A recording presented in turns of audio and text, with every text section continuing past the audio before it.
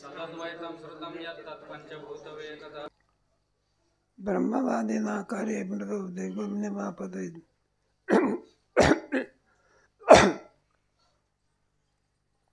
रूपस्पर्शादया प्रोक्ता कार्यकारीण आरंभवादीना. तीन माद आपण सांगितले. कार्याचं एक परिणामवाद, आरंभवाद, विवर्तवाद. तर आपल्याला अद्वैतानंद आहे ना, मग द्वैत किम प्रकारचं आहे त्याचे वाद केलेले आहे. एक आरंभवाद, नैयायिकाचा आरंभवाद, संख्याचा परिणामवाद, वेदांताचा. दोन वादामध्ये काय जगत सत्य आहे का, आणि विवर्तवादामध्ये जगत काय आहे, मिथ्या आहे. आरंभवादीना हे पहा, दुधाचं दही होणे कोणता वाद, परिणामवाद बरं का. दोरीवरती सर्व वाचणे विवर्तवाद. आणि दोन नाही का, वस्त्रापासून कापडाची प्राप्ती होणे याला काय म्हणायचं, आरंभ. दोन वाद. सुतापासूनच काय होते, कोणता वाद, आरंभ. नैयायिकाचा आरंभवाद, संख्याचा परिणामवाद, वेदांताचा. आरंभवादीमध्ये काय होते, आरंभवादीना कार्य मृदौदैव. ते म्हणतात हे पहा, कारण जसंच्या तसंच राहून कार्यामध्ये कारणाचे गुण नसतात. कसे मग कारण आणि कार्य दोन म्हणून नाही का. वस्त्र आहे का नाही, वस्त्र हे कार्य आहे, कारणाचे काय गुण आहे. मग कारणाचं वजन, कारणापासून कार्य हे स्वतंत्र निर्माण झालं. कारणाशी त्याचा काही संबंध आहे. आपल्या ह्याच्यामध्ये काय, कार्यामध्ये कारणाची काय आहे, यांच्यामध्ये कारणापासून वेगळं कार्य काय होते, स्वतंत्र होते. मग कारणाचं वजन आणि कार्याचं वजन दुप्पट झालं की नाही काय. एक वस्त्र आहे, वस्त्र हे कार्य, आणि त्याचं कारण कोण आहे, सूत. मला सुतापासून वेगळं कापड तयार होते. काय होते आपल्या ह्याच्यामध्ये काय, मातीपासून वेगळा घट होतो का, मातीच घटाच्या रूपाने काय होते.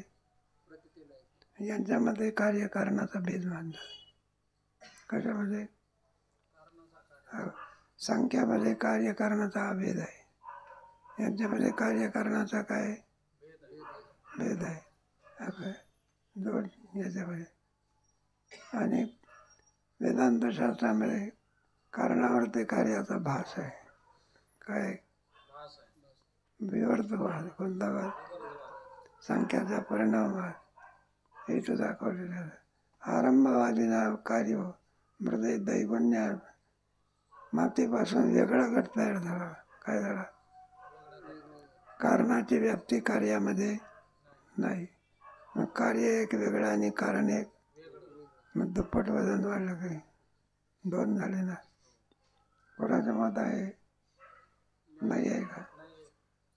रूपस्पर्शादया प्रोक्ता कार्यकारण योग पृथक. आता याच्यामध्ये कारणाचे गुण राहतात. रूप स्पर्श दया प्रोक्ता. घटाला काही एक आहे, रूप आहे, आपण स्पर्श होत असो, हे कारणाचे गुण त्याच्यामध्ये असतात. आणि कार्यकारण योग पृथक, म्हणून कार्य आणि कारण हे यांचा अभेद नसून काय भेद आहे. पृथक म्हणजे भेद आहे. कारणापासून कार्य हे कारणाहून भिन्न असत होते. त्याला विचारलं भेद का मानायचं, म्हणले मातीमध्ये पाणी आणण्यात येते का, मग काय व्हावं लागतं, तरच त्याच्यामध्ये कार्य काय आहे. मातीचं कार्य वेगळं आणि कारणाचं कार्य वेगळं आणि कार्याचं कार्य, म्हणून दोघांमध्ये भेद आहे. अभेद नसून काय आहे, भेद आहे, असं हे यांचं मत आहे. त्याला थोडे कार्यकारणाचा काय मानतात, भेद मानतात. कार्य कल्पना करा, एखादं केळीचं झाड आहे, कार्यकारणाचा तुम्ही काय मानता? भेद मान नाही, अभेद मानतात. कोण? सांख्य. मग जरा असं वाटत असते केळीचा घड आणि केळीचं झाड आहे, या दोघांमध्ये काय आहे? अभेद आहे. मग दोघांमध्ये जर अभेद आहे तर म्हटलं केळीची पानं घेऊन जा, म्हणजे केळी येऊन गेले त्याच्या काय येऊन गेले? कारण अभेद आहे ना तुमच्यामध्ये, कार्यकारणाचा काय? मग केळीच कशाला काय? आणि कार्यकारणामध्ये काय भेद आहे? नाही आहे का समज? केळीची पानं वेगळी आणि घड वेगळा, दोमध्ये काय आहे? मग बेगुंज मापत आहेत. आरंभवादीला कार्य मृदो दैगुंज माप आहे. कार्य आणि मृत्तिका दोन्ही भिन्न आहेत. रूपस्पर्शादयो प्रोक्ता कार्यकारण योग पृथक. त्या मातीमध्ये रूप आहे, स्पर्श आहे वगैरे आदी करून आहे. कार्यकारण योग पृथक म्हणून दोष आणखी भेद सिद्ध करून दाखवतात. कार्य आणि कारणाचा काय आहे? भेद आहे. अशा रीतीने आणि कार्याचं मिथ्यात्व ठरवण्याकरता हा सगळं चालू आहे बघा.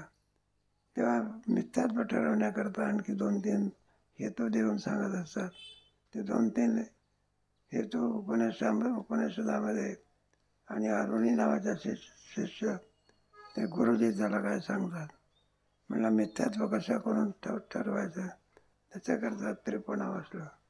मृत सुवर्ण अयश्चेती दृष्टांत आणि अरुणी हा प्रात वासयेत कार्य अमृतत्व सर्व वस्तूच्या ठिकाणी मिथ्यात्व कसं बघायचं, त्याच्याकरता 3 दृष्टांत. मृत म्हणजे मृत्तिका, पुढे सुवर्ण, मृत्तिका घट, सुवर्ण अलंकार, आय म्हणजे लोखंड.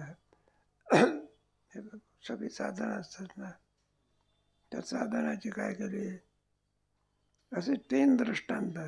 दृष्टांत मारुणी प्राह असे 3 दृष्टांत अरुणी सांगतात बघा. कशा करता? कार्याचं काय ठरवण्याकरता? मिथ्यात. हे बा मृत सुवर्ण अयश्चेती दृष्टांत अरुणी हा. अरुणी म्हणजे खाली ह्याच्यामध्ये केलेलं असते वर्णन. प्रात वासयेत कार्य अनुप्रतम सर्व वस्तूच्या ठिकाणी. आणि आपल्याला मिथ्यात्व कसं आणखी ओळखायचं, चिंतन कसं करायचं, या 3 दृष्टाने त्याचं काय करायचं. सोनं फक्त सत्य, सोनं रूप नाम काय आहे? नित्य आहे. घटामधली माती सत्य असून नाम आणि रूप काय आहे? असं एकाच वस्तू काय यावर. एखाद्या आचार्याला आणि भात शिकला किंवा नाही शिजलाय पाहण्याकरता सगळा भांडं उकरत असतो. असं 2-3 असं केलं की म्हणलं भांडं गेली. याच्यावरून सर्व वस्तूचं काय ठरवायचं? मिथ्यात्व ठरवायचं. अरुणी वाचा थोडा. मृत्तिका, सुवर्ण व लोखंड असे 3 दृष्टांत अरुण पुत्राने दिले आहेत. यास्तव सर्व वस्तूंच्या ठिकाणी कार्याचे मिथ्यात्व निश्चित करावे. त्याच्यात नाही, मी कसं करता, मला वाटलं अरुणीने दिलेलं. अरुण पुत्राने दिलेलं आहे, अरुणी नाही. कोणा काय अरुण काय तुम्हाला? अरुण पुत्राने दिलेले आहे.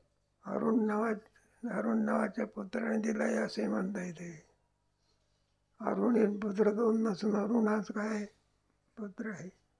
आणि आज त्याच्यात षष्टीचा तरुस करायचा असेल तर मुद्दालेखाच्या अरुण पुत्राने दिले नाही आलं का लक्षात. अरुण पुत्राने दिले म्हणजे ते पुत्राचं नाव काय? अरे नाही, अरुण पुत्राने दिले म्हणजे त्या पुत्राचं नाव काय? अरुणी. आणि त्याने काय केलेलं आहे? असा एक दृष्टांत. दुसरा दृष्टांत सर अरुण पुत्राने दिले, म्हणजे अरुणी नावाच्या माणसाच्या मुलाने काय केले, अरुणाचा पुत्र जो उद्दालक मुनी दिलेले हा मग बरोबर आहे ना. त्याने पुत्र अरुण पुत्राने म्हणजे अरुणाचा मुलगा जो उद्दालक असा एक विग्रह होता, आणि अरुण नावाच्या पुत्राने दिले असा दोन जसं लावायचा होता. बरं आपला ते पण आकडा आहे, होणार आहे, काय नाही, सब संपत्ती थांबा.